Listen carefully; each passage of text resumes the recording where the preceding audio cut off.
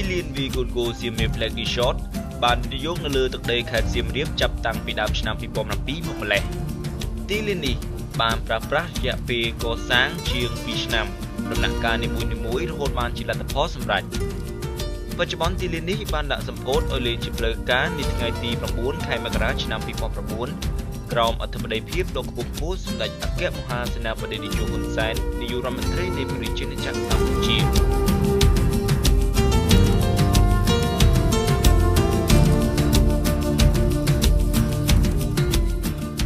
សូមបញ្ជាក់ផងដែរថាទីលានសៀមរាប Flag Resort គឺជាក្រុមហ៊ុនតែមួយជាមួយនឹងក្រុមហ៊ុនខ្សែកាបអុកទិក KTC Cable និង Camingtel ដែលជាក្រុមហ៊ុនវិនិយោគរបស់វិនិយោគិនកូរ៉េ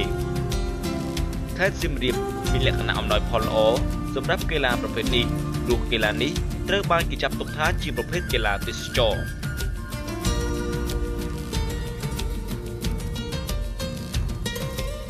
저희가 캄보디아에 투자하는 거는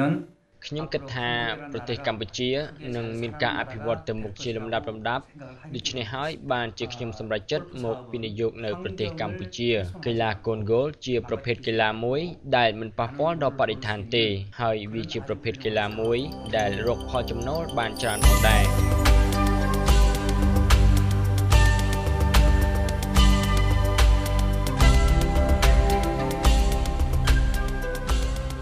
តាមរយៈការវិនិយោគនេះប្រទេសកម្ពុជានឹងឈានទៅរកការអភិវឌ្ឍជាបណ្ដា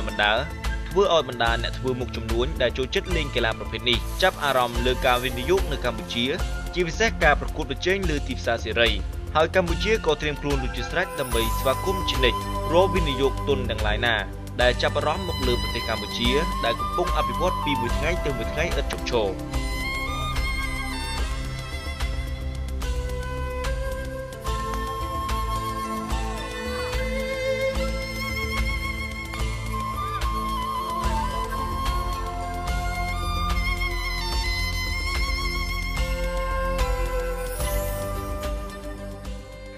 지금은 그 많이 알려져 있지 않지만 បច្ចុប្បន្នកីឡាប្រភេទនេះពុំទាន់ទទួលការពេញនិយមខ្លាំងពីសំណាក់ប្រជាពលរដ្ឋកម្ពុជាប៉ុន្តែនៅថ្ងៃខាងមុខប្រជាជនកម្ពុជានឹងដឹងពីអត្ថប្រយោជន៍កីឡាប្រភេទនេះកីឡាប្រភេទនេះជួយដល់សុខភាពមនុស្សបានច្រើនជាពិសេសមានវាស្មៅពណ៌បៃតងខ្ចីផ្កាសំណើមនិងរុក្ខជាតិផ្សេង운동이기 때문에 건강에도 아주 좋습니다.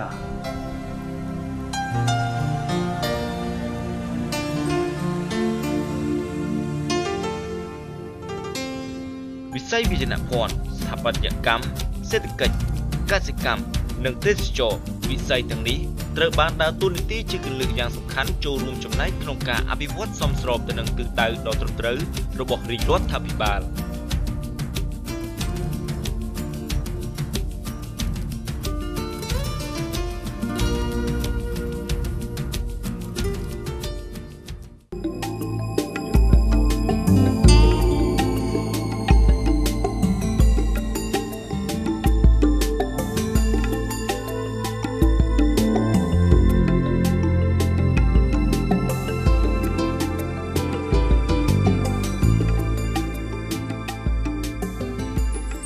ទីលានវាយកូនគោសៀមរាប Flag Resort វិនិយោគលើផ្ទៃដីជាង200ហិកតា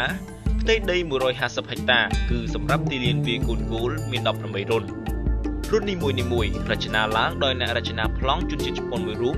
ដែលមានឈ្មោះល្បីល្បាញគឺលោក Kentaro Sato ការរចនាប្លង់របស់លោកតាមឡូនីមួយៗគឺមានភាពសាមញ្ញដូចជាធម្មជាតិពិតៗមានរបាំងខ្សាច់ស្រះទឹកតូចៗវាស្មៅពណ៌បៃតងខ្ចីរាបស្មើនិងមានដើមឈើតូចធំនៅលើផ្ទៃដីដែលមានសណ្ឋានដូចជារលកទួលតូចៗធ្វើឲ្យអ្នកលេងមានភាពសប្បាយរីករាយនិងចូលចិត្តមកសាកថ្វីដែកនៅទីនេះ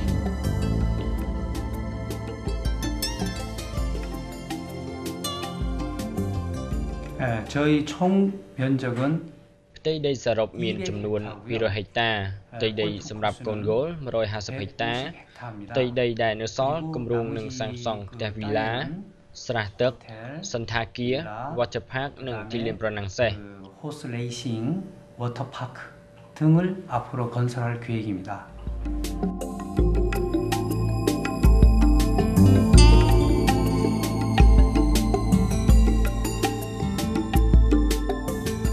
កូនហ្គោលគឺជាប្រភេទកីឡាទេសចរមួយដែលទើបនឹងចាប់ផ្ដើមនៅក្នុងរយៈពេលខ្លីប៉ុណ្ណោះនៅប្រទេសកម្ពុជា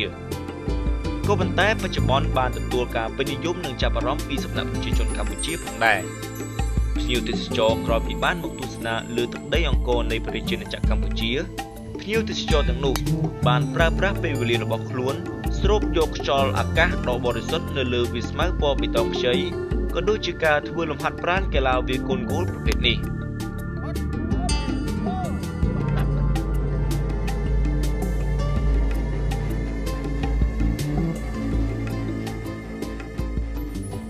គោលនៅក្នុងកម្ពុជាគឺជារឿងថ្មីបំផុតសម្រាប់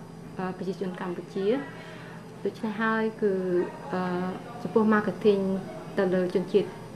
ខ្មែរដែលជាអ្នកលេងគោលគឺមានចំនួនតិចនៅឡើយដែលធ្វើឲ្យ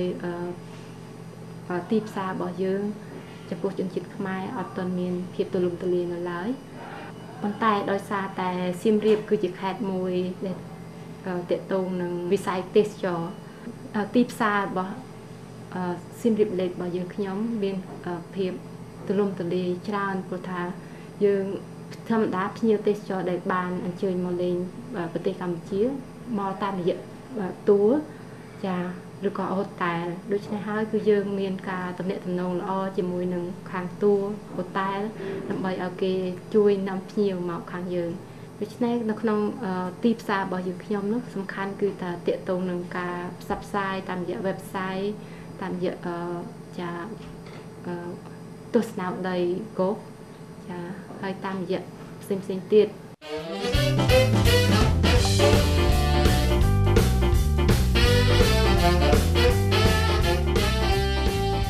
ដោយមានការទទួលស្គាល់និងការគាំទ្រពីភ្ញៀវ Siem Reap Lake Resort បានរៀបចំការប្រកួតជាលក្ខណៈជាតិនិងអន្តរជាតិពីរលើករួចមកហើយ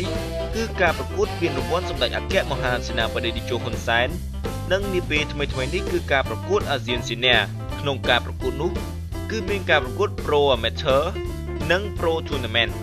តាមរយៈការវិនិយោគនេះបញ្ជាក់ឲ្យឃើញថាប្រទេសកម្ពុជាគឺបានត្រៀមខ្លួនរួចជាស្រេចផ្ដល់នូវសុខដុមរមនាដល់អ្នកវិនិយោគទាំងឡាយមកវិនិយោគនៅប្រទេសកម្ពុជាពីឆ្នាំ2009យើងបានទទួលភ្ញៀវតិចតួចបំផុតចានៅក្នុង2010ហ្នឹងគឺចាប់ពីខែ6ចាគឺយើងភ្ញៀវកាន់តែច្រើនចាចូលនៅក្នុងខែ10ខែ11នេះភ្ញៀវក៏កាន់តែច្រើនឡើងហើយដើម្បីឲ្យទាក់ទាញភ្ញៀវគឺទី1គឺយើងត្រូវតែមានការផ្សព្វផ្សាយនិងមានទំនាក់ទំនងល្អជាមួយភ្ញៀវទេសចរជាមួយនឹងអ្នកលេងគោលដែលគាត់បានអញ្ជើញមកហើយចាអញ្ជើញមកលេងហើយហ្នឹងគឺគាត់មកសេវាកម្មឲ្យគាត់ពេញចិត្តចាទី1ឲ្យគាត់ពេញចិត្តចាទាំងម្ហូបអាហារទាំងការបម្រើពេលគាត់លេងគោលតាមរយៈ KD របស់ខ្ញុំតាមរយៈចាខាងសេវីផ្សេងទៀតចាគ្រប់ផ្នែកទាំងអស់ពិសេសគឺភ្ញៀវទេសចរដែលគាត់មកលេងគោលនោះគាត់មានចំណាប់អារម្មណ៍ទៅលើ Siem Reap Lake ដែលមានទីធ្លាធំទូលាយហើយគាត់ពេញចិត្តដល់ពេលគាត់មកលេងគាត់ពេញចិត្តចាដល់ពេលហ្នឹងគឺគាត់តែងតែត្រឡប់ទៅវិញផ្សព្វផ្សាយជួយផ្សព្វផ្សាយទៅមិត្តភ័ក្តិក៏ដូចជាភ្ញៀវទេសចរផ្សេងទៀតឲ្យគាត់ចូលមកលេងយើងមានតួធំផ្សេងទៀតចាតាមរយៈពិសេសគឺជនជាតិអូស្ត្រាលីចាភ្ញៀវទេសចរក៏ដូចជាគាត់មកតាមរយៈអង្គការចាគាត់មកជួយជាប្រជាជនជាដងជាអីទៅគាត់ថាគាត់ជិះកាត់តាមនេះគាត់ឃើញដូចមានគោលមួយគាត់ចូលមកហើយគាត់យើងមានទី1គឺយើងត្រូវតែមានទំនាក់ទំនងល្អជាមួយគាត់ទៅគាត់ពេញចិត្តហើយគាត់ផ្ញើមែលចុះឡើងគាត់ក៏បញ្ជូនភ្ញៀវមកលេងទៀតធំដែរ30នាក់40នាក់ចាទៅធ្វើឲ្យកន្លែងគោលយើងកាន់តែមានភ្ញៀវកាន់តែច្រើន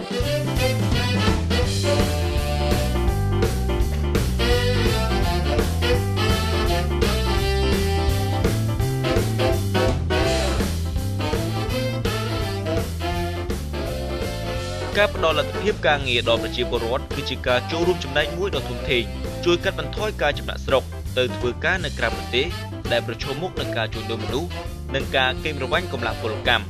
ទាំងនេះគឺជាការប្រឈមមុខនឹងការគ្រោះថ្នាក់កើនឡើងជាច្រើនបុគ្គលិកបម្រើការនៅទីនេះជាង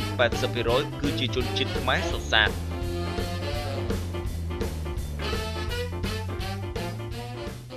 តាំងពីខ្ញុំធ្វើដំបូងជិត2ឆ្នាំហើយហើយលុយខែដែលបានរកខែក៏បានគ្រប់គ្រាន់ចាយគ្រប់គ្រាន់ប្រចាំខែដែរវាជាសំណាងរបស់ខ្ញុំដែរដែលបានធ្វើការនៅទីនេះហើយចិត្តទាញខ្ញុំទៀត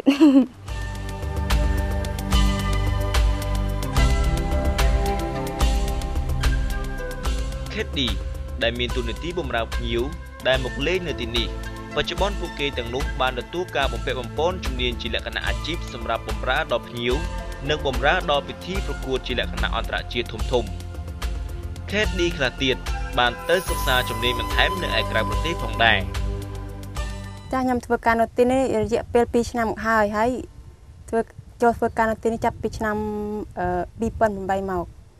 ហើយមុខងាររបស់ខ្ញុំគឺឥឡូវគឺឡើងជា Second Master គឺជួយបង្រៀនក្តីថ្មីដែលទៅចូលថ្មីគឺដើរ train ក្តីថ្មីបង្រៀនអំពីការមើលបាល់ការដើរជាមួយភ្ញៀវយ៉ាងម៉េចហ្នឹងបងក្រុមហ៊ុនហ្នឹងគឺគេគោរពតាមច្បាប់នៃរដ្ឋាភិបាលហើយម្យ៉ាងទៀតពេលមានថ្ងៃបុណ្យសម្រាប់មានថ្ងៃបុណ្យអញ្ចឹងគឺយើងអាចមានពេលគឺគេឲ្យសម្រាប់រយៈពេល5ថ្ងៃប៉ុន្តែក្នុងនោះមិនអាចសម្រាប់ទាំងអស់គ្នាបានទេព្រោះភ្ញៀវពេលមានបុណ្យទានគឺភ្ញៀវមកលេងដល់ពេលនេះយើងត្រូវទទួលភ្ញៀវពេលអញ្ចឹងយើងចែកការងារចែកថ្ងៃគ្នាសម្រាប់មួយថ្ងៃសម្រាប់បានពី5-10នាក់ទៅ20នាក់ចាហើយម្យ៉ាងទៀតគឺក្រុមហ៊ុនហ្នឹងគឺល្អអាចឲ្យពួកខ្ញុំធ្វើការនៅទីនេះបានយូរហើយចានឹងខ្ញុំសប្បាយចិត្តព្រោះទីនេះវាធ្វើឲ្យយើងយល់ដឹងច្រើនធ្វើការនៅទីនេះគឺយើងអាចទទួលទាំងប្រាក់បៀវត្សហើយជាពិសេសទៀតគឺយើងអាចបានធ្វើការងារជាមួយជនជាតិហើយពួកយើងក៏អាចទទួលចំណេះដឹងពីគេបានល្អ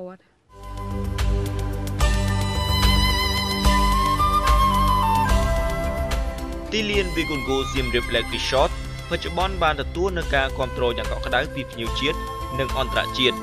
អំពីភាពប៉ិនប្រសប់នៃការច្នៃប្រឌិតខ្ពស់ក្នុងការស្ថាបនាឡូនីមួយៗបានយ៉ាងត្រឹមត្រូវទៅតាមបទដ្ឋានបច្ចេកទេសមានការទទួលស្គាល់លក្ខណៈជាតិនិងអន្តរជាតិទីលាននេះផ្ដល់នូវភាពងាយស្រួលសម្រាប់អ្នកលេងម្យ៉ាងវិញទៀតមានទេសភាពគួរឲ្យទាក់ទាញនិងផ្ដល់ឲ្យអារម្មណ៍ស្រស់ថ្លាក្នុងការលេង 우리는 그 한국에서 온 그 실상 그 캄보디아에 봉사를 하러 왔습니다. 그래서 초등학교에 우물도 좀 파주고 តាមពិតខ្ញុំមកជួយជីកអណ្ដូងដល់ប្រជាពលរដ្ឋកម្ពុជាហើយក៏ឆ្លៀតពេលខ្លះមកលេងកូនហ្គោលនៅទីនេះព្រោះនៅប្រទេសកូរ៉េឥឡូវនេះវាត្រជាក់ខ្លាំងនៅឯប្រទេសកូរ៉េឯណោះវិញក៏មានកន្លែងលេងកូនហ្គោលជាច្រើនកន្លែងផងដែរក៏ប៉ុន្តែក្រឡេកមើលមកកម្ពុជាមានលក្ខណៈល្អប្រសើរច្រើនគឺក្តៅហើយសើមដើមឈើនៅទីនេះមានលក្ខណៈស្រស់បំព្រងហើយមានសេវាល្អឯតម្លៃវិញក៏មានលក្ខណៈសមរម្យផងដែរ 잔디가 너무 좋아서 공을 치기 아주 매우 만족스럽고 또 그린피라든가 캐디분이라든가 이 모든 게 서비스가 상당히 좋은 것 같습니다. 아주.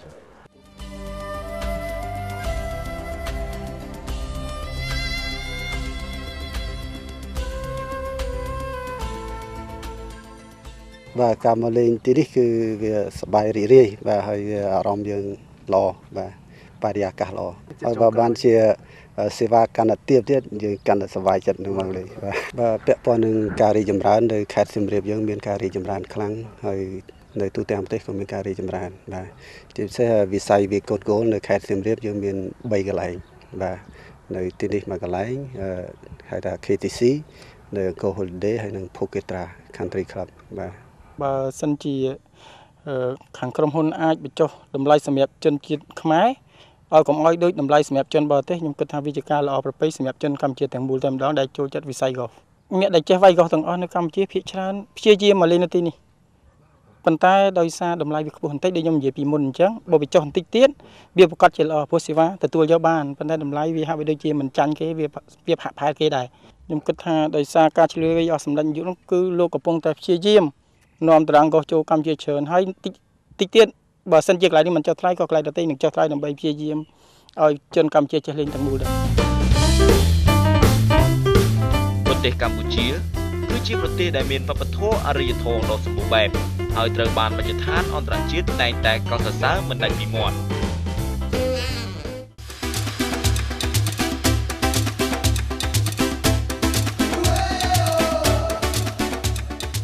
ប្រទេសកម្ពុជាបច្ចុប្បន្នបានបោះជំហានជាបណ្ដា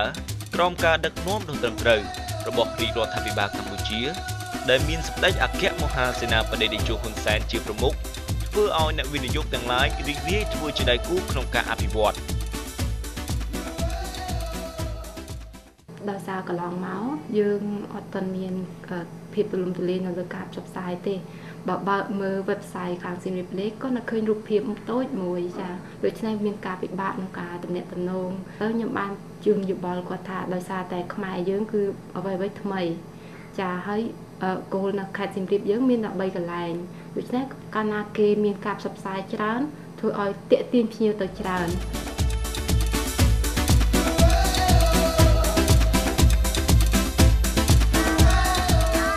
ទាំងនេះគឺជាសមិទ្ធផលដ៏ធំធេងដែលរាជរដ្ឋាភិបាលកម្ពុជាដែលបានគៀងគងអ្នកវិនិយោគទុនទាំងឡាយមិនថាក្នុងឬក្រៅប្រទេសគឺជាទិសដៅតែមួយសមស្របទៅនឹងយុទ្ធសាស្ត្រចតុកោណជំហានទី2របស់រាជរដ្ឋាភិបាល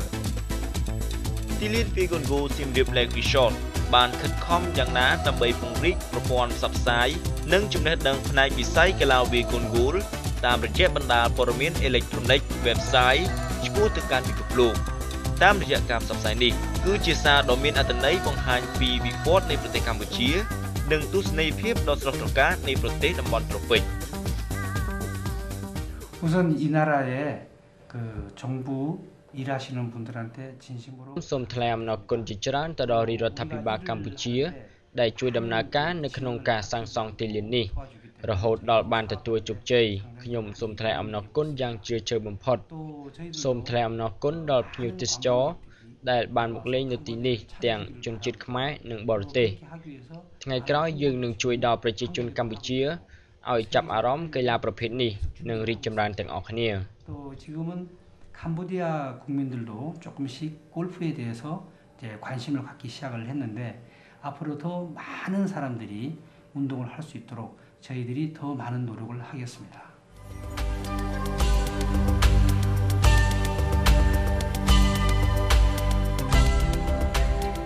តាមរយៈការវិនិយោគនេះគឺបង្ហាញអំពីការសាមគ្គីភាពយ៉ាងមុតមាំហើយជាវប្បធម៌នៃការចែករំលែកដែលកម្ពុជាបានឈានទៅរកការអភិវឌ្ឍដ៏ត្រចះត្រចង់ប្រកបដោយចីរភាព